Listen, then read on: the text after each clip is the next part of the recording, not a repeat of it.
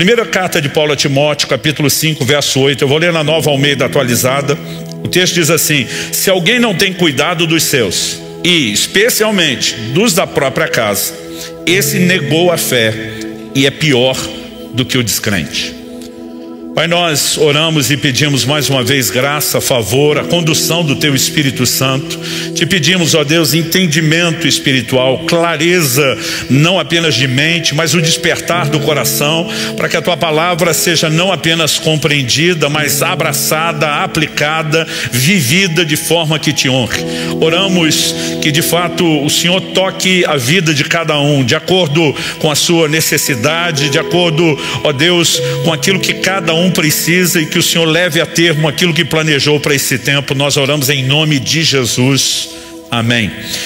Ok, o apóstolo Paulo está escrevendo no capítulo 5 a respeito das viúvas. A partir do verso 3 ele diz: honre as viúvas que não tem ninguém para cuidar delas. O original diz: honre as viúvas que são verdadeiramente viúvas, né? A ideia do verdadeiramente viúva é abordada por Paulo não como uma viúva que o marido morreu direito. Ele está dizendo, ela além de perder o marido, não tem arrimo de família, não tem filhos, não tem netos, não tem ninguém para cuidar dela. Verso 4 ele explica: mas se alguma viúva tem filhos ou netos, que esses aprendam primeiro a exercer piedade para com a própria casa e a recompensar os pais, pois isto é aceitável diante de Deus. Outra tradução diz: é agradável a Deus, né? No verso 7 ele diz: ordene essas coisas. Então era um padrão estabelecido para as igrejas. Agora, por que a igreja só acolheria, em termos de cuidado, sustento e provisão, a viúva que não tinha arrimo de família?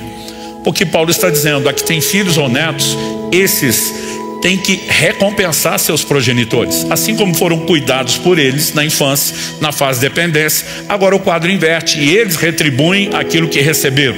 É mandamento divino.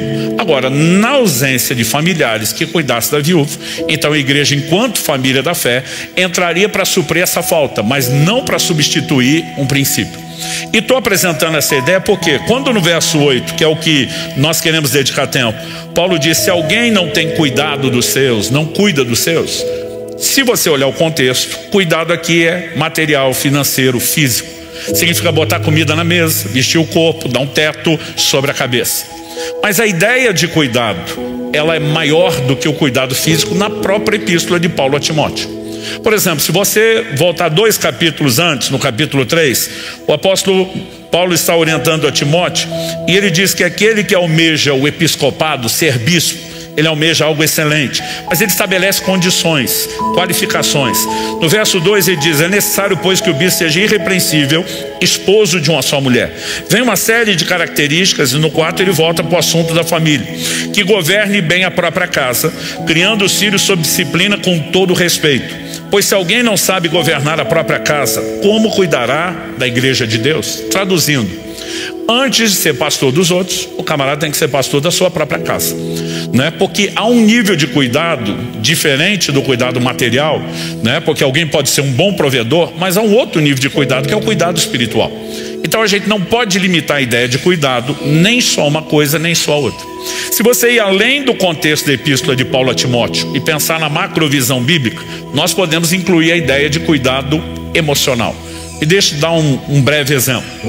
O Evangelho de Lucas diz no capítulo 3 que Jesus tinha 30 anos de idade quando foi batizado publicamente por João Batista e inicia o seu ministério, o que está em linha com o que a Bíblia exigia do sacerdócio lá no Antigo Testamento, que começava aos 30 anos.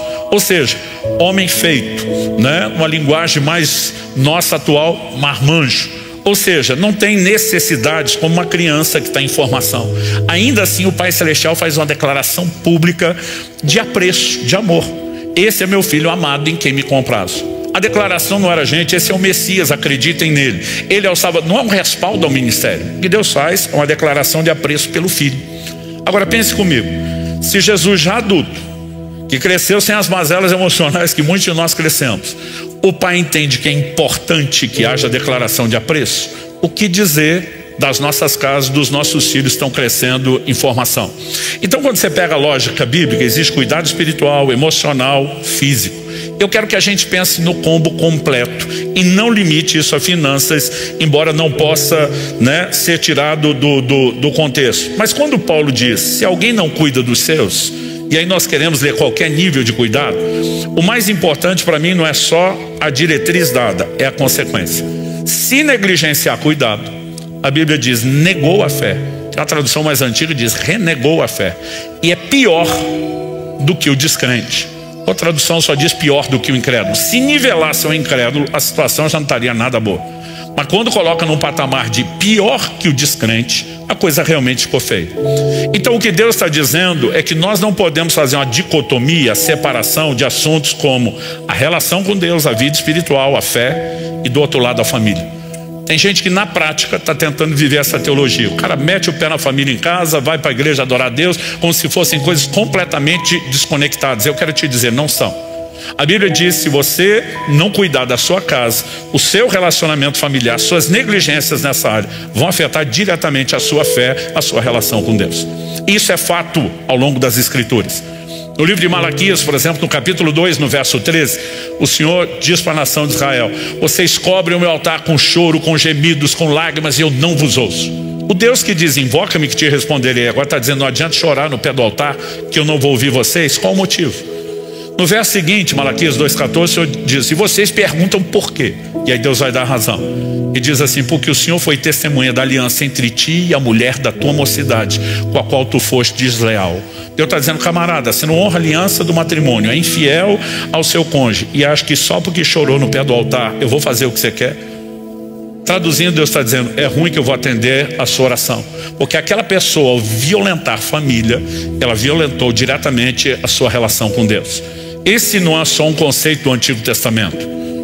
Você vai encontrar isso no Novo Testamento. 1 de Pedro 3,7, Paulo diz, maridos, tratem as vossas esposas com honra, como vaso mais frágil. Quando ele usa a expressão vaso mais frágil, do que ele está falando? Se por um lado o homem tem mais força física, bruta no sentido de carregar peso, nós perdemos de goleada para as mulheres na resistência à dor.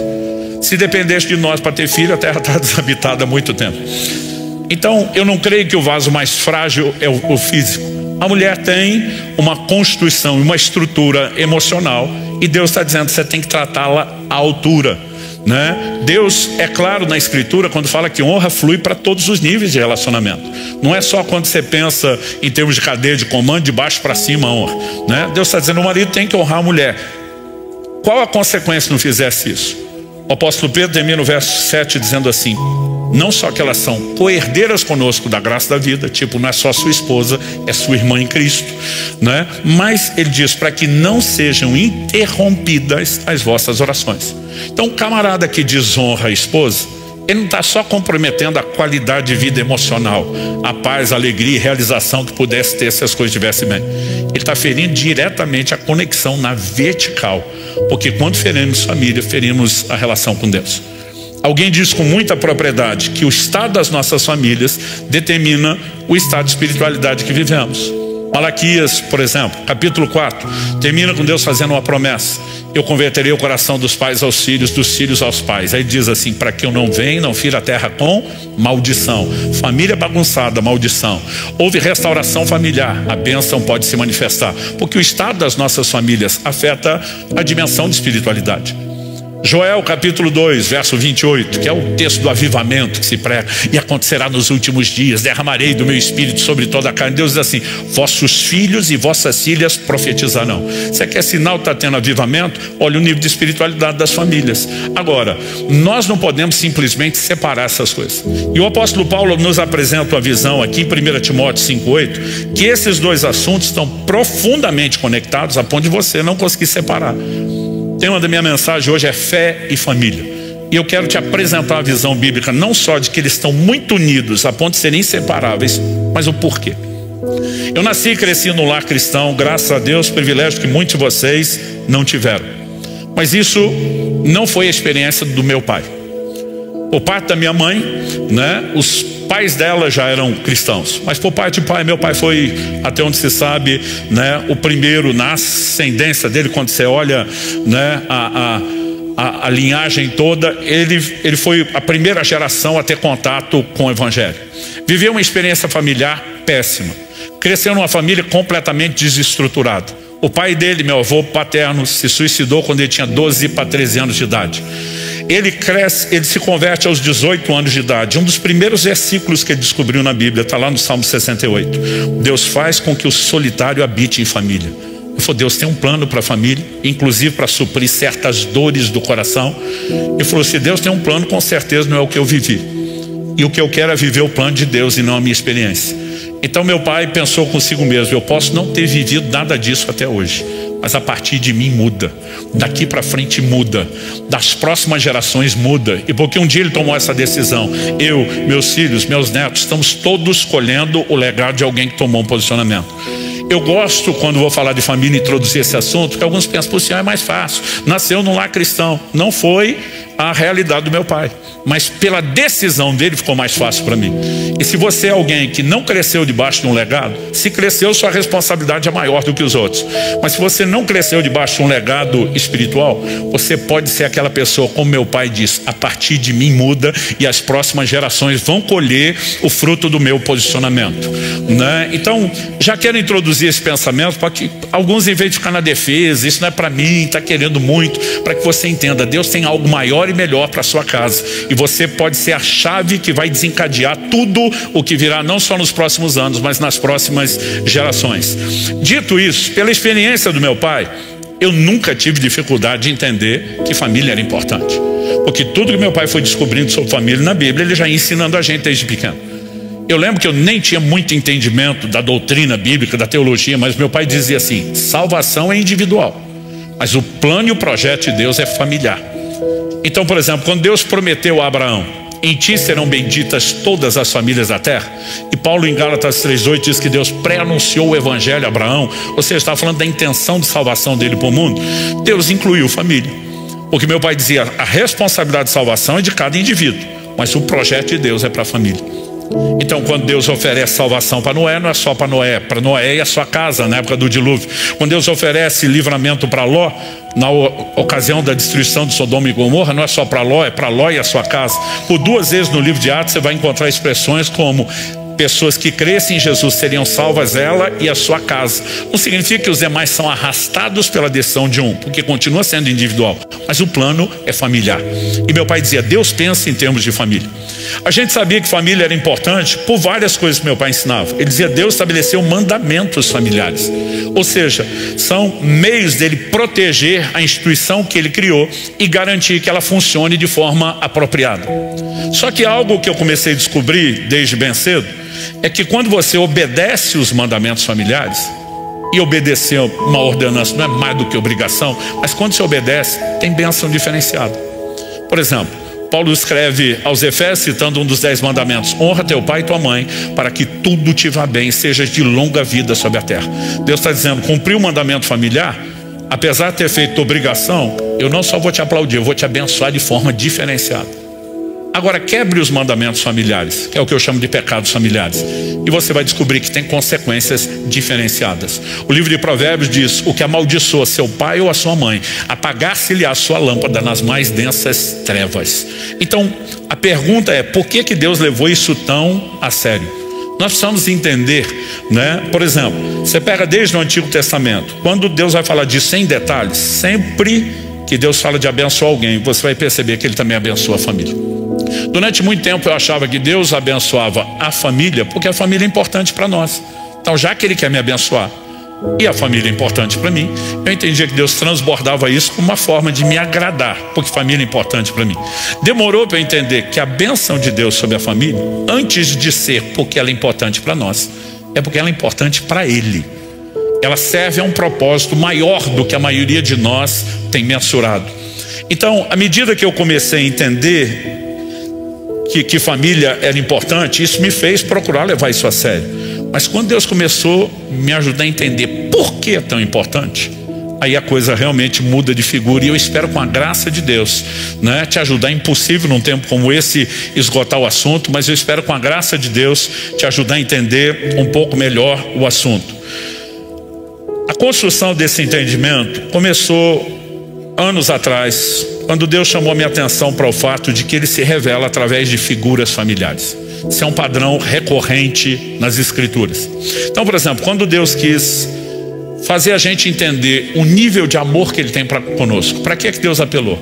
Amor de mãe, que é o mais sagrado, elevado, sacrificial nível de amor que alguém conhece. Isaías 49:15. Pode a mãe que amamenta seus filhos esquecer-se da criança que mama? Resposta implícita: não. Mas porque de vez em quando, é raro, mas pode aparecer em um lugar ou outro uma mãe desnaturada. Deus diz: mas ainda que essa se esqueça, eu não me esquecerei de vós. O que Ele está dizendo?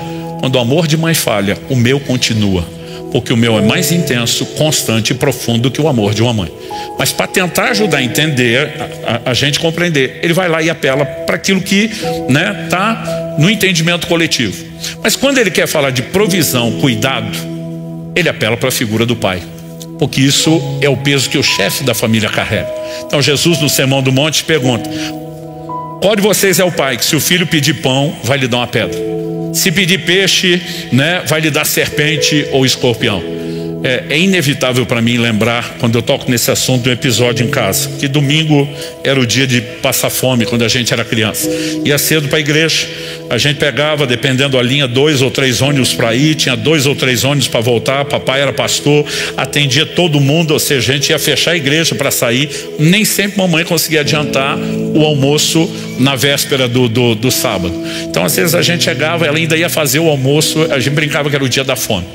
Um dia meu irmão ousou pedir para comer alguma coisa antes, porque as mães de antigamente também eram raiz nesse sentido: você não pode comer nada antes do almoço. Falou: mãe, nós vamos morrer de fome, deixa a gente comer alguma coisa antes, porque está demorando muito. Minha mãe falou: pega aí no armário um saco de pão, pode comer. E aí nós corremos felizes. Eu lembro quando meu irmão tirou, era a época que o saco de papel que você guardava o pão, de um dia para outro ficava duro. Ele tirou, começou a bater aqui na mesa, pá, pá. Ele dizia: qual é o filho que, pedindo ao pai pão, esse lhe dará uma pedra? Até hoje, quando eu toco no assunto, se minha mãe está presente, ela levanta para justificar. Ela diz: eu não sabia, Mas Jesus diz: se vocês são maus, consegue cuidar dos filhos, quanto mais, não há comparação, um contraste, o Pai Celestial não dará coisas boas àqueles que o pedirem. Mas para nos ajudar a entender a preocupação de cuidado e provisão, Ele usa a figura paterna. Quando você vai avaliando a relação pais e filhos, Ele não deixa de fora o assunto da disciplina. Em Hebreus, no capítulo 12, a Bíblia diz: se vocês estão sem disciplinas, não são filhos, são bastardos. E diz: porque o pai corrige o filho a quem ama. Todos os ângulos do relacionamento familiar, começando por pais e filhos, se estendendo até a relação marido e mulher, são figuras que aparecem na Bíblia para Deus se revelar. Então, por exemplo, Isaías 62:5: como o noivo se regozija da noiva, assim o Senhor se regozija de ti, ó Israel. Efésios 5 diz que o marido tem que amar a esposa como Cristo amou a igreja, amor sacrificial. E a figura de Cristo e o seu relacionamento com a igreja é apresentada como de um marido e mulher. E aí você vai entender que o livro Cantares de Salomão não é só um livro de histórias românticas, mas também é uma alegoria profética de um relacionamento de intimidade entre a igreja e Cristo, o seu Senhor. Mas eu estou tocando no assunto de que isso é abundante nas Escrituras, porque eu acredito que isso começou em janeiro de 2005. Deus me fez questionar num determinado momento por que Ele explorou tanto essas figuras. E para te ajudar a encurtar a história, como é que Deus me levou a essa avaliação, eu primeiro preciso contar um episódio, uma ocasião. Israel, na época meu filho estava com uns 4 anos de idade, então estava na fase tagarela, mas a Alissa, que é a caçula, devia estar com 1 ano de idade, não falava, não resmungava muita coisa. Nós tínhamos uma viagem a ser feita e a gente sairia do interior do Paraná, onde morava, para o interior de São Paulo, visitar os meus sogros. Eram 700 quilômetros. Na época, sabendo o horário de sair, não abusar demais do tempo parada, o prazo recorde que eu fazia aquela viagem eram 9 horas. E eu lembro que eu comecei a me preparar emocionalmente para aquilo, porque meus filhos, não diferente dos de vocês, eles conseguiam fazer centenas de vezes a mesma pergunta: está chegando? Quanto tempo falta? Está perto? E eu lembro que eu falei: cara, eu tenho que estocar a paciência, eu tenho que ser mais maduro que essa criança. Mas era um negócio assim, a gente viajava demais, gente. Então assim, o que alguns de vocês experimentaram algumas vezes, para mim era contínuo. Eu lembro que eu falei: eu tenho que ser mais maduro que ele, eu tenho que conseguir. E eu estoquei toda a paciência que eu podia antes da viagem. E eu fui bem, até 8 horas de viagem. Quando faltava 1 hora, acabou minha paciência. Porque teve uma hora que meu filho pergunta: pai, quanto tempo falta? Eu botei um sorriso fingido no rosto, mas por dentro já estava assim, que não aguentava. Falei: 1 hora, meu filho. Aí ele do banco de trás sorri e fala: obrigado. Quando ele falou obrigado, eu perdi a paciência. Falei: obrigado por quê, piá? Aí ele assustado, porque o senhor me disse quanto tempo falta. Falei: por acaso você entende de tempo? Você tem relógio? Não. Você sabe marcar a hora? Não. Você sabe quanto dura 1 hora? Não. Eu falei: então o que adianta você ficar me perguntando e ainda fingindo que entende a explicação que eu dou? Se você entender, você não perguntava de novo. E a hora que eu vi, eu tinha soltado os cachorros. Todo homem de Deus sabe que errou, pelo testemunho do Espírito Santo, pela sua consciência, pelo jeito que a mulher olha. Dona Kelly muito sabe, ela raramente tem algum confronto, mas eu já vi que ela não estava me olhando com cara de meu herói. E eu pensei: deu ruim.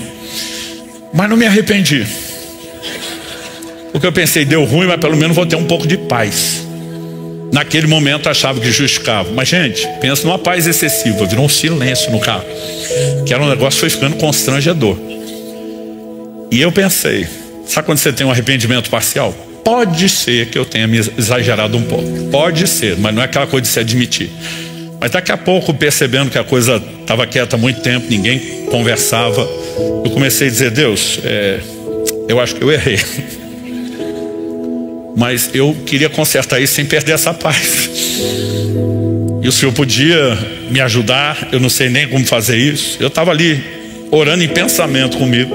Meu filho rompe o silêncio do banco de trás e diz: eu sei, pai, que eu não entendo de hora, que eu não tenho relógio, não sei marcar tempo. Aí ele fala assim para mim: mas fala sério, você é inteligente. Quando o filho já joga assim, se você não fizer, porque não é, né? Você é inteligente. Se você quiser, você me arruma um jeito de explicar o tempo que não seja pelo relógio. Que aí ele começa a segurar o riso do meu lado, tipo: quero ver você sair dessa. E eu fico desesperado, penso: como é que você explica o tempo para uma criança que não entende o único medidor de tempo que nós temos, que é o relógio, né? E eu fiquei pensando, e daqui a pouco me deu uma ideia. Eu falei: eu tenho que entrar no mundo dele, na cabeça dele, usar as coisas que ele entende. Não adianta falar da minha que ele não entende. E meus filhos, não diferente dos de vocês, tinham o hábito de assistir centenas de vezes os mesmos desenhos. A gente era muito criterioso, tinha desenho que a gente editava, mas era inevitável a repetição. Minha filha, então, eu não exagero. Às vezes ela dizia: papai, põe desenho tal. Eu dizia: filho, não precisa, assista na sua cabeça, você sabe tudo de cor. Porque ela falava as falas das personagens antes deles. Eu dizia: você sabe de cor, assista na sua cabeça. E eu não preciso ouvir isso. Mas nesse dia eu lembrei, e aí eu me empolguei. Falei: filho, sabe o desenho tal? Ele falou: sei. Imagina que está na hora que acontece mais ou menos isso. Minha esposa viu para onde eu ia, entendeu? Ela me olha: menos, tipo, você passou muito do ponto. Aí eu, na hora que acontece isso, ela deu um sinal de joia. Ele falou: sei. Falei: daí até terminar o desenho é o tempo que falta para chegar na casa da sua avó. O menino abriu um sorriso: valeu, pai. Eu todo feliz, eu olho para Dona Kelly sorrindo com orgulho, cara de meu herói. Falei: meu Deus, arrumei tudo, ainda vou ter paz. Gente, deu 10 minutos, o menino só mudou a pergunta: pai, que parte do desenho está agora? Ele não perguntava mais o tempo. Agora, eu tinha que controlar a ampulheta da cabeça dele, os grãozinhos de areia caindo. Eu lembro quando a gente estava chegando e ele falou: pai, e agora? Eu falei: filho, está subindo as letrinhas brancas. Quando eu falei isso, ele, da ampulheta mental dele, eram os últimos grãozinhos. Ele fez a maior festa. Chegamos, subiu as letras, acabou o desenho. O Espírito Santo, quando começou a trabalhar esse assunto, ele falou: você lembra desse episódio? Eu acho que isso tinha acontecido no máximo 3 anos antes ou menos. Eu falei: lembro. Ele diz: você não teve que entrar na cabecinha, no mundo do seu filho, no universo limitado de entendimento dele, explicar de uma outra forma o que, se você falasse no nível do seu conhecimento, ele não entenderia. Falei: foi exatamente isso. E o Senhor falou comigo: eu tenho que fazer a mesma coisa com vocês o tempo todo. E eu lembro de Isaías 55, os pensamentos de Deus são mais altos que os nossos. Eu lembro de 1 Coríntios 2,14, o homem natural, psíquico, entregue ao psique e à mente, não entende as coisas do Espírito, porque para ele são loucura. É lógico que nós não vamos acompanhar o raciocínio de Deus. E se ele explicar na dimensão dele, nós vamos ficar perdidos. Agora, o Senhor diz: a diferença entre o que você fez com o seu filho e o que eu tenho que fazer com vocês é que você improvisou. Você foi pego de surpresa. Você não estava pronto para aquilo. Eu entendi ele dizendo: sou Deus onisciente, presciente. Eu não sou pego de surpresa, eu não faço nada de improviso. E de repente eu comecei a perceber que todo esse volume de revelações, esse é o primeiro tópico que estamos abordando aqui, que Deus se revela por meio de figuras familiares. Nada disso é intencional. Para que nós pudéssemos conhecer e entender melhor Deus, o Senhor disse: vocês precisam de ilustrações. Mas Ele não decidiu aproveitar só as ilustrações que nós temos. Eu ouso ir um pouquinho além. Deus criou e preparou de antemão as ilustrações que Ele iria precisar para se comunicar. E um dos pontos centrais que eu quero explorar nessa mensagem de por que família é importante aos olhos de Deus, é porque ela é a lente através da qual nós vamos ter ou não a revelação correta de Deus. E nós precisamos levar isso a sério. A primeira coisa que eu e você precisamos entender é que não existe só a família terrena, o formato de família que eu e você vivemos. A Bíblia fala de uma família celestial, uma família divina, uma família eterna. Efésios 2,19: assim já não sois estrangeiros nem forasteiros, mas concidadãos dos santos e membros da família de Deus. Deus tem uma família da qual somos parte. Quantos são gratos por ser parte da família de Deus? Em Efésios 3, 14 e 15, Paulo diz: por essa causa me coloco de joelhos diante do Pai, de quem toma o nome toda a família, tanto nos céus como sobre a terra. Deus tem uma família. Parte da família está na terra, parte da família está no céu, são os que já foram promovidos, transferidos. E sempre fez imaginar a família de Deus como um grande sobrado. A filhará do andar de cima, os que já partiram para a glória. A filhará do andar de baixo, nós que estamos aqui. Mas toda essa criançada correndo, pulando, se divertindo, e Deus, o paizão, feliz de todo mundo. Mas nesse dia, onde eu estava realmente trabalhando no assunto, eu senti o Senhor me questionar: quando foi que você formou a sua família? E respondi para Deus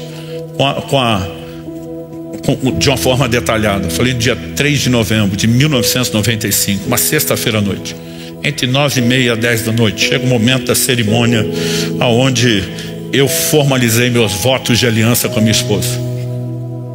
Fui caprichei na resposta. Falei para Deus: se cumprir a escritura que diz: deixará o homem seu pai e sua mãe, se unirá a sua mulher. Falei: esse foi o dia exato que eu comecei minha família. O Senhor me disse: e os filhos? Falei: os filhos vieram depois. Israel nasceu 2 anos e meio depois do casamento. Alissa nasceu 3 anos depois dele, né? Ou seja, 5 anos e meio depois. O Senhor falou: você não passou a ter uma família quando os filhos nasceram? Eu falei: não. Falei: eu formei minha família quando eu casei. Os filhos são a extensão, o aumento da família. E isso é a ordem bíblica, gente. Primeiro se casa, depois, sob a bênção, proteção e cobertura do matrimônio, se gera filhos. Infelizmente, muita gente, hoje em dia mesmo dentro da igreja, está primeiro fazendo filho para casar depois. Não é a ordem divina. Mas quando o Senhor falou comigo: se você entende que sua família não iniciou com a chegada dos filhos e que eles só são o aumento da família, por que é que você pensa diferente da minha família? Porque na minha cabeça Deus só passou a ter uma família quando criou a humanidade. A família de Deus, ela antecede a nossa existência. Nós somos apenas o aumento de uma família eterna, pré-existente. Quem está entendendo? O mistério bíblico que na teologia chamamos de Trindade, um só Deus, 3 distintas pessoas, Pai, Filho e Espírito Santo, é o mais perfeito modelo de família que você pode encontrar.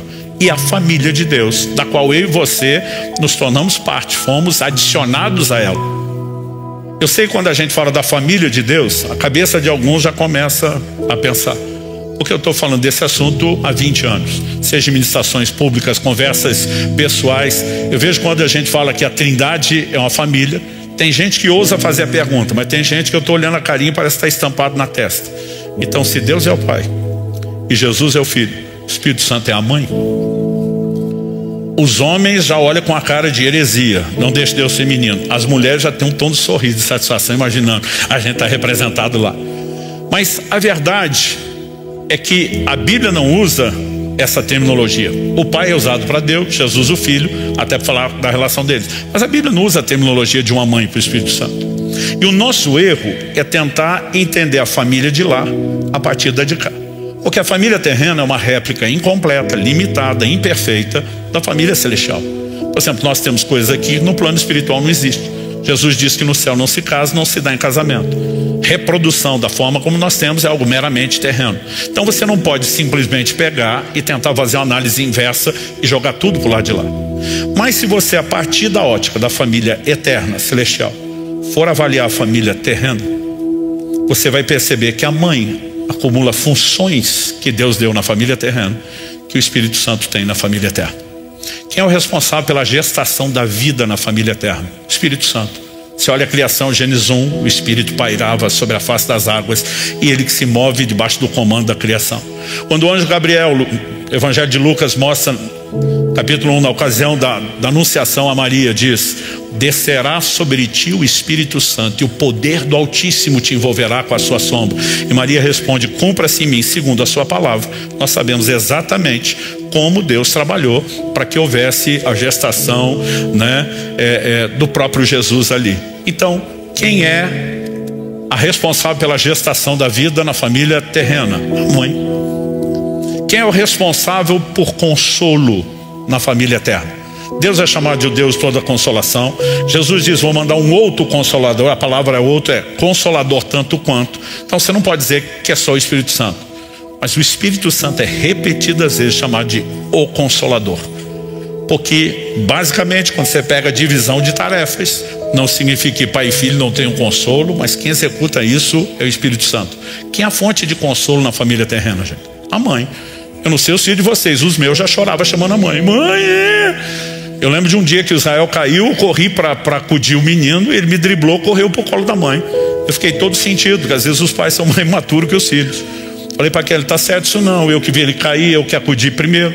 Por que é que o menino me dribla, me evita e vai pro seu colo? Kelly é um doce de pessoa, mas esse dia ela foi sarcástica. Ela disse: por que será? Como quem diz, vocês não entendem nada de consolo.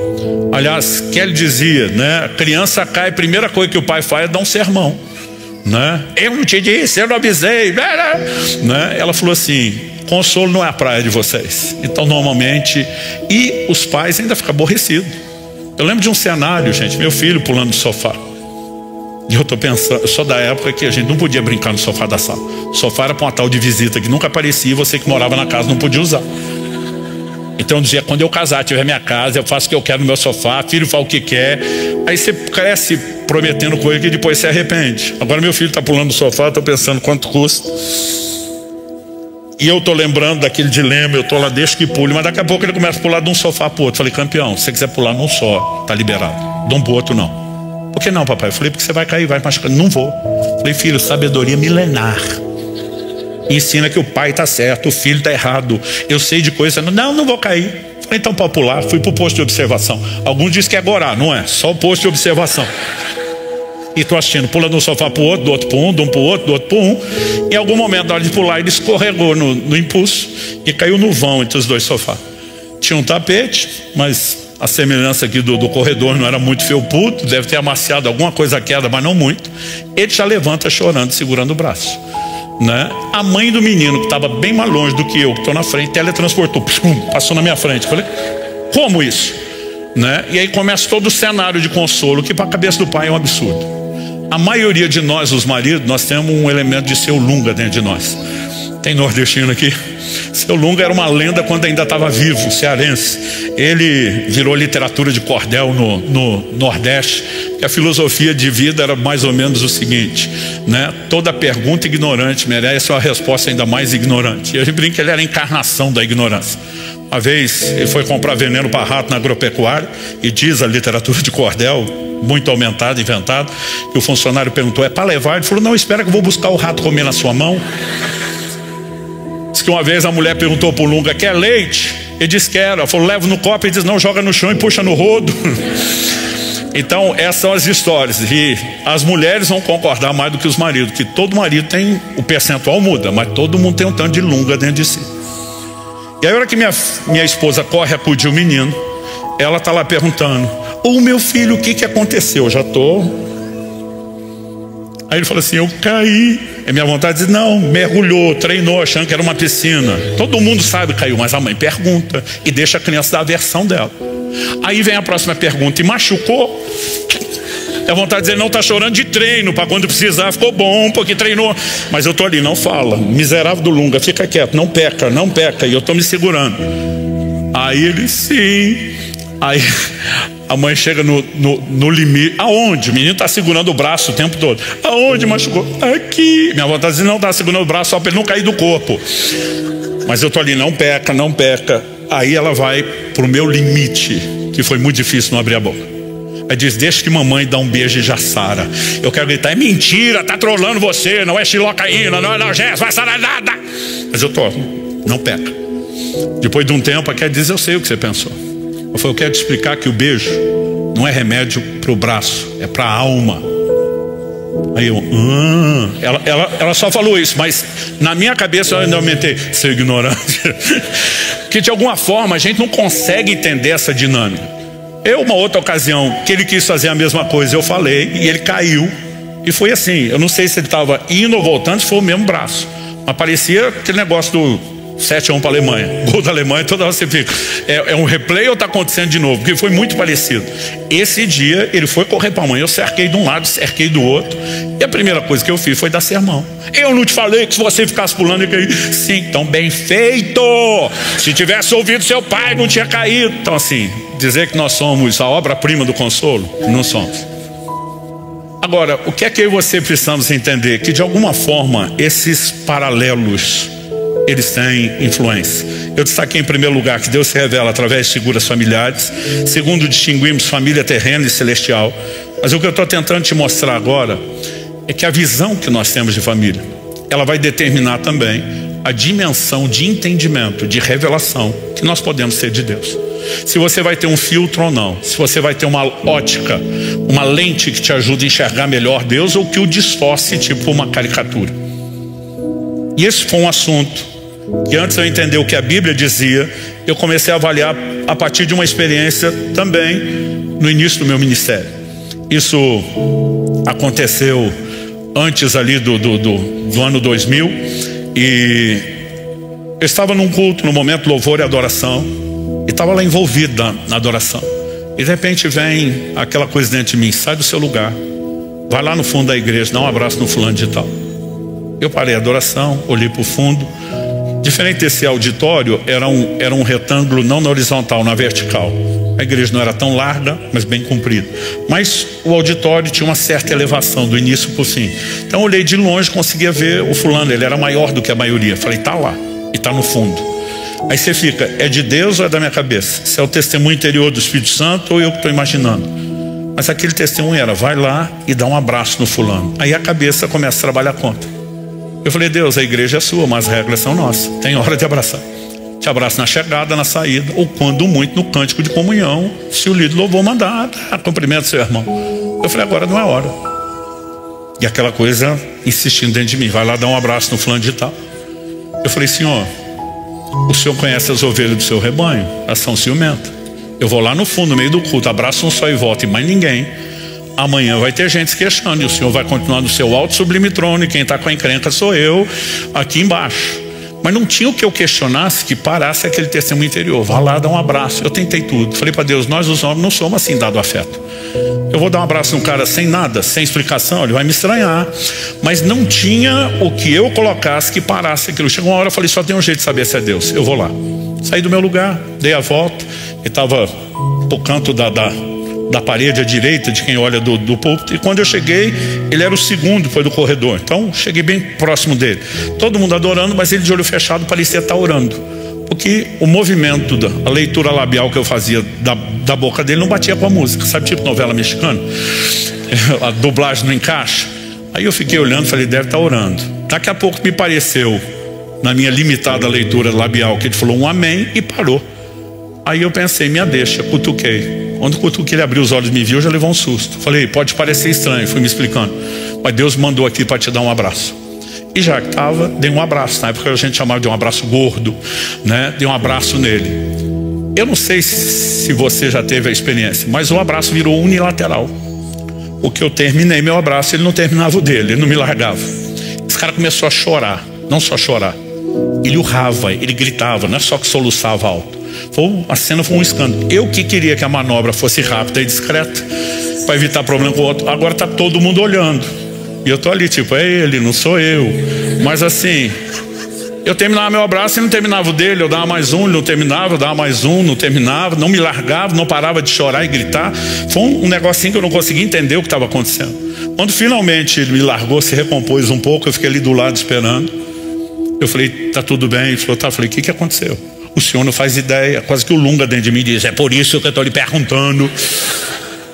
Eu falei, me ajuda a entender, querido, o que houve. Ele falou, pastor, o senhor já sabe, de uma conversa que nós tivemos, a dificuldade que eu tenho com o tanto que vocês chamam Deus de pai na igreja. Paizão, paizinho, papai, pra cá, pra lá, né? Mas esse dia ele abriu o coração do jeito como nunca antes. Ele falou, eu sempre tive dificuldade com isso. Hoje eu estava no louvor e adoração. Ele falou, pastor, eu estava aproveitando, estava lá nas galáxias. De repente o líder louvor falou, sobe agora no colo do papai. Ele falou, aí estragou tudo. Eu voltei das galáxias na velocidade da luz, foi um balde d'água fria, me estragou tudo. Ele falou, e eu assustei com a minha reação. Eu mesmo comecei a dizer, Deus, se é importante entender como pai, eu quero. Mas o problema é que eu te olho através da lente do pai que eu tive. Eu falei, já estava pensando até você falar isso, que você não teve pai. Ele falou, não, eu tive um pai. Ele botou comida na mesa, vestiu o corpo, deu um teto sobre a cabeça e nada mais do que isso. Ele falou, eu comecei a dizer para Deus, então eu preciso entender o pai que você é e não o meu. Ele disse, se tem algo que me dói, que eu nunca tive na vida, foi um abraço de pai. E se o senhor é diferente do meu, eu quero te desafiar a vir me dar um abraço. Ele falou, de repente ele parou a oração, falou, não, estou abusando, queria que o senhor venha em pessoa me dar um abraço. Foi até evangelizar que é importante, o senhor delegou, terceirizou para a igreja. Falei, então não vou pedir que o senhor venha em pessoa, mas se o senhor mandar alguém como representante seu, que diga ter sido enviado por você para me dar um abraço, eu vou entender isso como um sinal de que eu preciso compreender melhor a sua paternidade. Na hora que ele terminou a oração, estava cutucando ele ainda falou assim, não sei como você chegou tão depressa. Eu falei, não sou The Flash não, filho. Eu falei, você não sabe o trabalho que eu dei para Deus até chegar aqui. Significa que o Deus que sabia que você ia orar já começou a desprogramar minha resistência antes, para na hora que você terminasse de orar, eu tivesse aí. Eu não sei você, mas eu fico animado de pensar que Deus sabe o que você ainda vai precisar e que Ele se antecipa a isso. Mas ele falou, pastor, só o abraço já teria sido o sinal que eu precisava. Mas eu não sei te explicar o que aconteceu na hora do abraço. Ele falou, parece que uma mão entrou dentro de mim e começou a puxar raízes. Ele falou, deixa eu te explicar, porque eu cresci na roça, eu quero puxar raiz. Tem raiz de arbusto que é difícil você puxar na mão. Dependendo do tamanho do arbusto, a gente apela para o trator. Porque dependendo do tipo de vegetação, a raiz se espalha muito e não tem braço que aguente puxar isso. Mas quando a gente puxa no trator, eu tinha visto pouco tempo antes, numa fazenda, alguém fazer isso. Ele falou assim, esse negócio vem arrebentando a terra em todo lugar, porque é muita coisa que vai saindo dali. As raízes são enormes.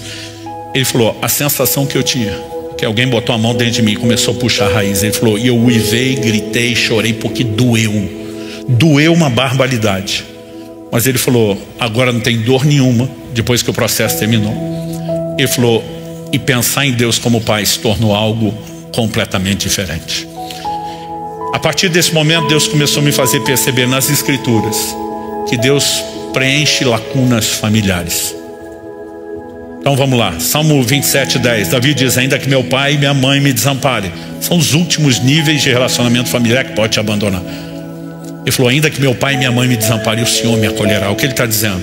Que quando a família terrena falha, a celestial não vai falhar. Salmo 68:5, que tocou muito meu pai. Deus se revela como pai dos órfãos. Ele também se posiciona como marido das viúvas. Ele está dizendo, aquelas lacunas do que você não teve ou perdeu, eu estou disposto a preencher. Agora a pergunta é, por que Deus quer preencher? Ele não vai preencher no nível do relacionamento humano que nós precisamos. Porque embora Deus diga que Ele é o pai com o órfão, não vai chutar bola com essa criança. Então Ele vai preencher num outro nível uma falta que não será preenchida. Qual é a dinâmica por trás disso? Se nós entendemos por que família é importante para Deus, porque ela é um filtro da revelação de Deus, é a lente que determina isso, nós precisamos entender que o que Deus está tentando produzir depois não é a restauração familiar, é a restauração da visão familiar. É você enxergar corretamente aquilo que sua experiência não te permitiria enxergar. E Deus começou a falar comigo, pare de pregar só restauração familiar, comece a pregar a restauração da visão familiar. Falei, qual a diferença? A diferença é que tem famílias que não vão experimentar a restauração. E o coração aperta, não, Deus, o Senhor não diga isso, o Senhor é todo poderoso. Ele diz, tem casos que não há mais como. A pessoa teve um problema sério de relacionamento com o pai, com a mãe ou com ambos, mas os pais já morreram. Vai consertar isso? Não. Ele pode passar por um processo de cura, de perdão, mas ele não recupera aquilo que perdeu. Os pais já foram embora, não estão mais lá. Uma pessoa que se converte terceiro, quarto casamento, Tem como restaurar todos os casamentos? Não, possível, já foi. Mas se não restaurar a visão, a gente vem com o histórico de uma experiência deficitária e passa a olhar Deus de forma errada. Deixa eu te dizer algo. Muitas pessoas já me perguntaram várias vezes isso. Pastor, o senhor acredita que seus filhos têm um dom da fé? Falei, por que não? Porque o senhor fala de experiência que eles têm com Deus, né? E resposta à oração desde cedo, tal. Eu falei, não, eles não têm o dom da fé. O que eles têm é um pai que, apesar de toda a limitação, o versículo que eu mais citei para meus filhos na vida, mais do que João 3,16, é o que está lá nos Salmos. Aquele que jura e com dano seu não muda. Falou, tem que cumprir, não tem volta. Você empenhou a palavra, isso aí tem peso. Por que eu estou dizendo isso? Eu lembro de uma ocasião, morava na época em Irati, estava pregando aqui em Curitiba, comecei o evento quinta à noite e terminava domingo de manhã. Depois do almoço eu voltaria e estaria a tempo no nosso culto de domingo, que na época do início da igreja lá era só o domingo à noite. Terminou o culto amanhã, ainda estou na igreja ali atendendo o pessoal, o celular toca, eu atendo meu filho. Oi pai, tudo bem? Ele tinha uns 6 anos de idade. Falei, tudo bem meu filho. Ele falou, tô com saudade de você. Falei, eu também tô com saudade. Mas ele falou assim, não, mas não liguei para falar da saudade. Falei, não, você ligou para falar do quê? Para dizer que eu tenho orgulho de você, que você é que nem o apóstolo Paulo. Você viaja para falar de Deus, para abençoar as pessoas. Eu estou pensando, ter o dedo da mãe por trás disso, ministrando o coração do menino. Mas ele vai falando de um jeito que parece adulto. E aquilo começou a me emocionar. Eu cheguei a tapar o bocal do telefone para ele não perceber que eu estava com vontade de chorar. Quando eu estava assim no auge do quebrantamento, ele termina a conversa dizendo, só não esquece meu presente. Até hoje ele fala, pai, eu era criança demais para malandragem, eu não fiz uma coisa pensando na outra. Mas eu que estava emocionado, empolguei e falei, o que é que você quer? E do outro lado, estou podendo escolher? Porque assim, era uma época que as vacas magras já pareciam gordas para a gente, de tamanha dificuldade. E um tempo antes ele tinha me pedido um presente. Falei, filho, pede isso para o Pai Celestial, porque não tem a menor chance de eu conseguir comprar isso para você. Não era, olhando hoje, não parece nada tão caro. Na época era um desafio impossível. Eu falei, estou podendo escolher. Eu emocionado, sem pensar, falei, o que você quiser. E a hora que eu vi, já tinha falado. Ele falou, bom, então se é o que eu quiser, eu quero aquele presente que eu te pedi um tempo atrás. Gente, sangrou não foi a carteira, foi o coração, a alma. Mas eu já tinha dado a promessa. Então eu falei, eu vendo um rim, de preferência de alguém, não o meu. Estou brincando. Mas eu falei, vou ter que honrar isso. Então no telefone eu falei, é seu. Quando eu falei, é seu, acabou a conversa. Eu só ouvi o barulho do finado telefone fixo caindo no chão.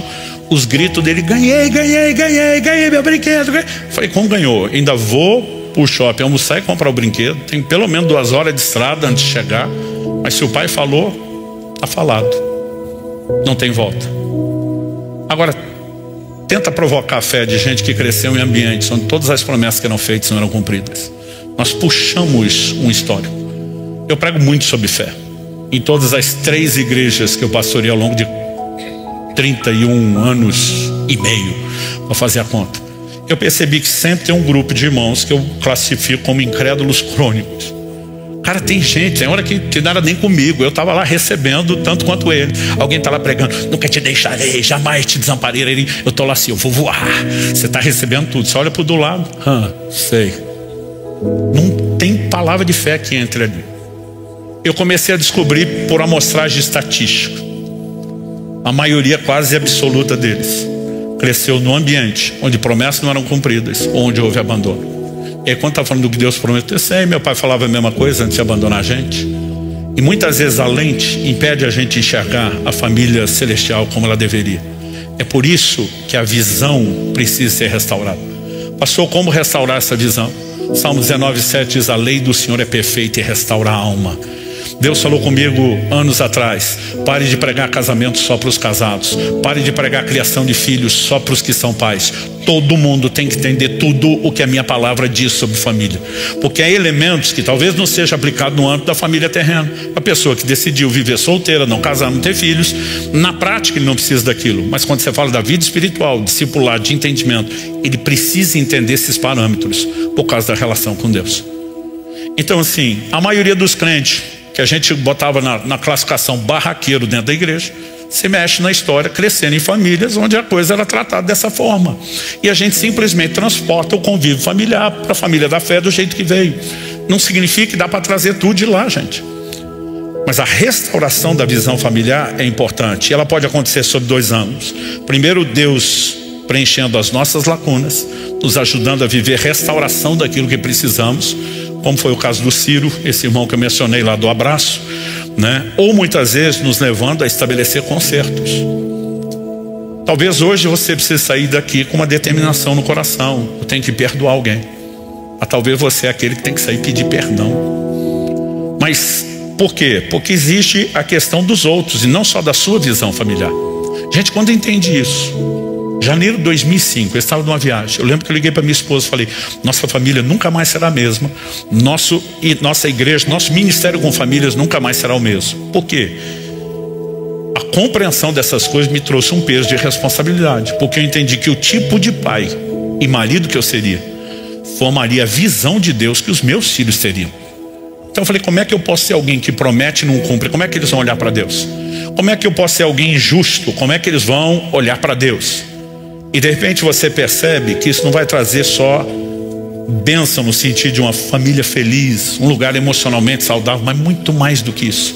Um ambiente onde a revelação de Deus vai crescendo e sendo amplificada. Isso significa o quê? Que a gente precisa não apenas buscar restauração das nossas experiências. Gente, família é o ambiente das nossas maiores dores. Por quê? Porque decepção é proporcional à expectativa. E a Bíblia sustenta isso. Salmo 55. Se fosse um estranho, eu me esconderia. Se fosse um inimigo, eu evitaria. Mas tu, meu irmão, nós íamos juntos em alegre procissão à casa de Deus. O desabafo é uma espécie de até tu, Brutus. Então você olha no dia a dia e você percebe, por exemplo, eu quando era garoto, eu olhava meu pai como se ele tivesse superpoderes. Meus filhos olhavam para mim da mesma forma. Aliás, eu tinha uma brincadeira, parava no farol e dizia: fica vendo a autoridade do papai. Quando eu der uma voz de ordem, a luz vermelha apaga, a verde acende. E ainda fazia o drama, contava 1, 2, 3, 3, 2, 1, verde. Eles, uau, eles saíam, ficava assim, maravilhado. E eu brinquei com isso tanto tempo. Um dia eu paro no farol com os dois ali e eu distraído, esqueci da brincadeira. E disse: pai, você não vai falar? O quê? O negócio do farol não vai abrir nunca. Ah, claro, eu já na hora, verde, não deu nem tempo a contar, já abriu, eles, uau. Aí um deles, acho que o Israel, que era mais velho, pergunta: papai, como é que o senhor consegue fazer isso? Eu já tinha voltado para os problemas que estavam me preocupando, distraído. Falei: não, papai fica olhando para o outro sinal, faz a conta quando vai fechar, sabe quando esse vai abrir. Gente, a hora que eu vi, eu tinha entregado ouro. Eu não esqueço a cara de decepção dos dois. Um deles me pergunta: quer dizer que o senhor não tem superpoderes? Não, eu nunca tive, era só uma brincadeira. Gente, uma decepção nível hard. Aí eu me lembrei quando era garoto, estava num culto uma vez, e o povo cantando um hino antigo que dizia: chuvas de bênçãos. Chuva de bênção, eu cutuco meu irmão. Meu irmão, para mim, assim, era mais velho, buscava conhecimento, era o cara que sabia tudo. Eu falei: o que é chuva de bênção? Ele disse: você não sabe não? O Adriano mais velho. Aí eu falei: não. Ele falou: não tem a chuva de água? Eu falei: essa eu conheço. Então, a chuva de água cai do céu, molha a terra, não é? É. Chuva de bênção, ela sai do chão e molha o céu. E eu acreditei de todo o meu coração. Eu passei uns anos procurando a tal da chuva, sem nunca achar. O dia que eu entendi que ele me trollou, você não tem noção do tamanho da decepção. Porque decepção é proporcional à expectativa. E a gente cresce num ambiente. Por que temos tamanha crise na adolescência?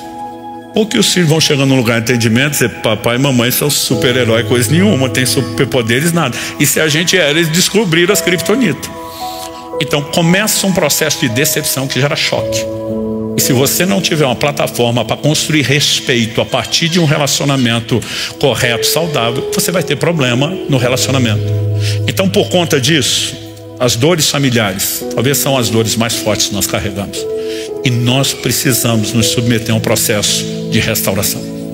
Tem muita gente enroscada no relacionamento paterno, porque estatisticamente o índice de abandono ou falta de presença dos pais é absurdo. Mas eu comecei a descobrir por amostragem estatística que quase todo mundo teve problema sério de relacionamento com a mãe. Tem problema quando a gente começa a falar do Espírito Santo. De alguma forma ele não percebe que inconsciente ele quer desconectar daquilo e diz: isso não. E se nós não sararmos essas coisas, nossa compreensão de Deus e a experiência com Ele será limitada. Mas se sararmos, além de melhorarmos o relacionamento com Deus, vamos viver algo melhor dentro da família. Por que o diabo luta tanto contra a família? Alguém diz que você pode descobrir o quanto algo é importante para Deus pelo tanto que o diabo luta contra. Se você me perguntar, pureza sexual é importante? Falei, olha o mundo à sua volta e você vai ver o grande esforço do inferno para comprometer isso. É lógico que é importante. E família, uma das coisas mais atacadas, né, ao longo das sociedades, da existência do tempo, gente. Não é só uma questão da modernidade. O que a Bíblia diz é que no tempo do fim os homens iriam de mal a pior, porque a gente está se aperfeiçoando em piorar. Mas o que nós vivemos hoje não é necessariamente novidade. E se nós não tivermos essa compreensão, porque tem crente que ele acha que ele é o centro do universo. Não, o diabo existe para me atazanar. Não, antes de você ele estava aqui, depois de você ele continua aí, e ele não tem nada pessoal com você. O que ele quer é se opor aos planos de Deus. Então, o diabo não existe para estragar a sua família. O que ele quer quando ataca a sua família é bagunçar a sua compreensão de Deus, ou a compreensão dos demais familiares de Deus. Esse é o grande alvo dele. E eu e você precisamos entender que nós podemos salvaguardar algo precioso, que é a nossa forma de entender Deus, e ainda viver as consequências de uma família abençoada, entendendo que isso é algo sério e negociável no Evangelho. Nós não podemos achar que tratar a família de forma correta seja opcional dentro do Evangelho. A Bíblia diz, se você não cuida dos seus, você está metendo o pé na fé, você está renegando a fé, você se tornou pior do que um incrédulo. Ou nós vivemos família, ou a gente não pode dizer que é discípulo de Jesus. Então assim, a minha ideia com isso não é botar um peso de culpa ou condenação sobre quem tem falhado. É te ajudar a dar um chacoalhão para que você conserte a partir de agora. Para aqueles que já vêm se empenhando em fazer a coisa correta, que você possa se dedicar a buscar a ajuda de Deus, a graça do Senhor, o auxílio do Espírito Santo, para fazer cada vez melhor. E aí nós vamos poder ter os nossos principais valores, relação com Deus, vida espiritual e familiar, em alto nível. Você recebe essa palavra em nome de Jesus? Vamos ficar em pé para parecer que está acabando. Eu escrevi um livro inteiro a respeito desse assunto, chamado O Propósito da Família. Antes fala de casamento, da vida matrimonial. A gente tenta desenvolver uma visão mais abrangente do que a família, de como nós precisamos levar isso a sério. Outro dia alguém falou, pastor, não dá para resumir aquele livrão. Eu digo não, a lei do Senhor é perfeita e restaura a alma. Nós precisamos ser expostos a todo o ensino bíblico para que haja uma mudança de mentalidade, para que a ótica mude. Mas você também precisa de processos onde se permita entrar no lugar em Deus, onde você consiga perdoar, pedir perdão, ser restaurado, promover restauração. Eu gostaria de terminar orando com você. Pai, te pedimos que aquilo que o Senhor começou a fazer e falar continue depois dessa reunião. Muitos de nós já estamos sendo expostos a um entendimento personalizado que o Teu Espírito produz. Nós oramos que haja arrependimento, que haja conserto, que haja resposta, que haja fé promovida pela Tua própria palavra, para buscar restauração e cura onde necessário, um entendimento para promover ajustes corretos. Queremos viver, Senhor, um bom modelo familiar, muito mais do que pensando na realização que isso traz. Nós oramos que essa lente da visão do Senhor, de entendimento e de revelação de quem o Senhor é, não seja mais distorcida, que ela seja devidamente trabalhada pela obra restauradora do Teu Espírito em nós, pela compreensão das Escrituras, de maneira que possamos viver intensamente, muito melhor do que vivemos até agora, tanto a vida espiritual, a fé, como também a família.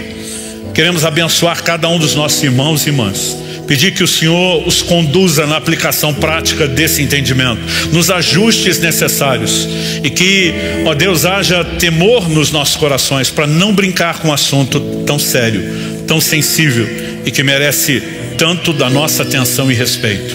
Nós oramos em nome de Jesus e para a glória de Deus. Amém.